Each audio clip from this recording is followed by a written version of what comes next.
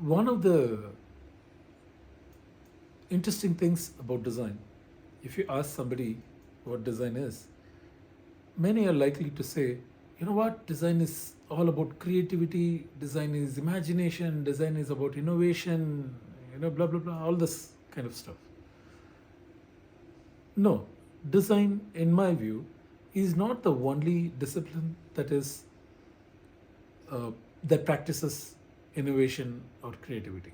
Even engineering is. And there are many other disciplines that practice creative, actions, creativity, innovation, and there are many other programs, many other disciplines which do that. But for some reason, design has always been connected to innovation and creativity. Because look at this. You look at this Maslow's model or need hierarchy. Right at the bottom, everyone's need is physiological, that is food, and just above that is clothing and shelter, and above that is safety needs, love and belonging, and all that stuff. I want to differ a little bit in this. Look at creativity. Creativity is right on the top, you know, as if after all these needs are taken care of, one can be creative. Probably it has its own value there. I have no objections on that. But I want to give another perspective to it. Long back, when we were in the wild, right? When we were Homo sapiens,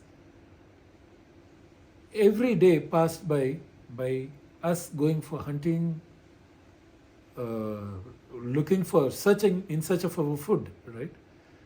It was not there given to us. One had to go search for it, hunt for it, and in that process, one was normally very creative because uh, uh, every other animal posed a different kind of a challenge to the man who lived at that point of time. His clothing requirements were taken care of by not by the clothing material that you see today, but he had to be creative to figure out some solution for that. Shelter requirements, he had to be creative about. So these things where creativity was an integral part of everyday's moments, every day-to-day life uh, moved by with creativity. Uh, Compare that with today, our salary is ensured. Because the salary is ensured, our breakfast, lunch, and dinner is ensured, our clothing requirements are ensured, our shelter requirements are kind of ensured, right? So we don't have to necessarily act creative to get a breakfast or lunch or dinner or to get this clothing. It's fine, we already have that. Particularly if your job, if your profession is not demanding you to be creative, right? Then it's it's pretty sad because um, you hardly practice creativity. Every day goes by in doing this routine work, a laborious routine work. Why I was talking about this Maslow model is creativity is a very necessary part of everyone's day to day life. That's the point that I want to emphasize. Just because things are given to us, we cannot skip creativity. It's mandatory that we act creative and deal with the challenges, problems that we get to confront. It is must. So while some professions are uh, demand a lot of creativity, there are some professions that don't demand creativity, or at least they are practiced in such a way that there is no need to be creative about it. Okay, fine, that's fine, but can we do something about that?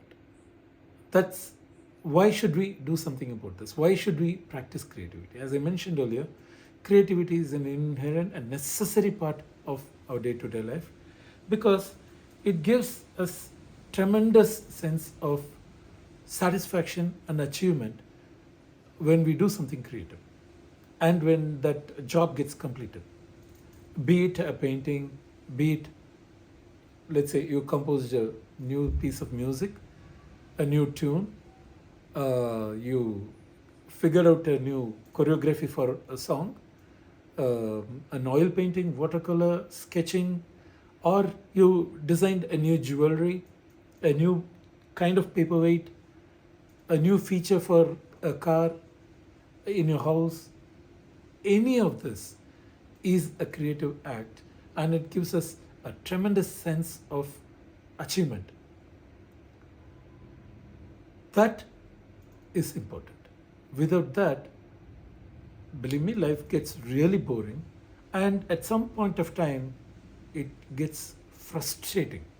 Unknowingly, we end up showing this frustration on others and on objects around us. One of the interesting aspects about a creative task is that it gives you two chances. One is it gives you a chance to be successful. The other is it gives you a chance to fail, right? Why? Because you are not doing things the way it was always being done. You are trying to do something in a slightly different way, and chances are that it it is successful. It may lead to success, or it may fail. But that failure is as much important as uh, being successful. It gives us the essential drive to do something. Our mind is occupied with something constructive, you know. Otherwise, our mind becomes the devil's den, right? Creative act can keep you in a problem solving mode, you know, excited and challenged. Put your knowledge and wisdom to work. Over a period of time, we have collected a lot of knowledge from the past, talking to people, reading books, movies, videos, television, whatever. So many sources. And is it being put to use somewhere?